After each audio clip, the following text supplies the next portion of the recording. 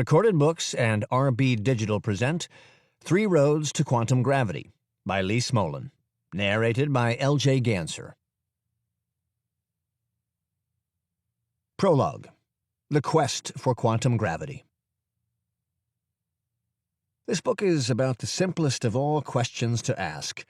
What are time and space? This is also one of the hardest questions to answer, yet the progress of science can be measured by revolutions that produce new answers to it. We are now in the midst of such a revolution, and not one, but several new ideas about space and time are being considered. This book is meant to be a report from the front. My aim is to communicate these new ideas in a language that will enable any interested reader to follow these very exciting developments. Space and time are hard to think about because they are the backdrop to all human experience. Everything that exists somewhere, and nothing happens that does not happen at some time. So, just as one can live without questioning the assumptions in one's native culture, it is possible to live without asking about the nature of space and time. But there is at least a moment in every child's life when they wonder about time. Does it go on forever? Was there a first moment? Will there be a last moment? If there was a first moment, then how was the universe created? And what happened just a moment before that? If there was no first moment, does that mean that everything has happened before? And the same for space. Does it go on and on forever? If there is an end to space, what is just on the other side of it?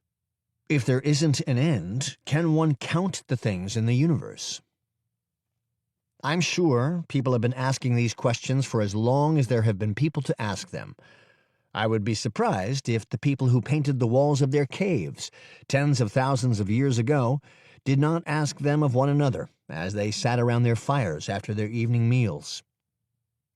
For the past 100 years or so, we have known that matter is made up of atoms, and that these, in turn, are composed of electrons, protons, and neutrons.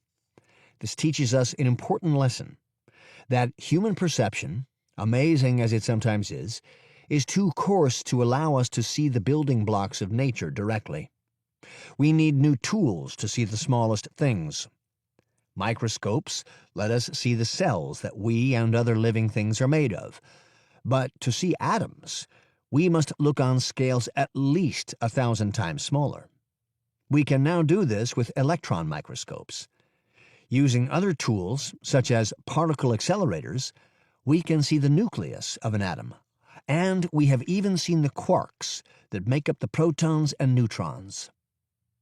All this is wonderful, but it raises still more questions.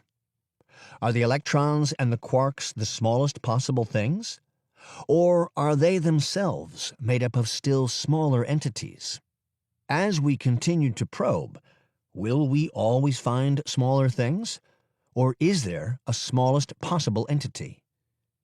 We may wonder in the same way not only about matter, but also about space. Space seems continuous, but is it really? Can a volume of space be divided into as many parts as we like? Or is there a smallest unit of space? Is there a smallest distance? Similarly, we want to know whether time is infinitely divisible, or whether there might be a smallest possible unit of time. Is there a simplest thing that can happen? Until about 100 years ago, there was an accepted set of answers to these questions. They made up the foundations of Newton's theory of physics. At the beginning of the 20th century, people understood that this edifice, useful as it had been for so many developments in science and engineering, was completely wrong when it came to giving answers to these fundamental questions about space and time. With the overthrow of Newtonian physics came new answers to these questions. They came from new theories, principally. To keep listening to this audiobook, I've left you a link in the description so you can do it, at no cost thanks to Audible's 30-day free trial.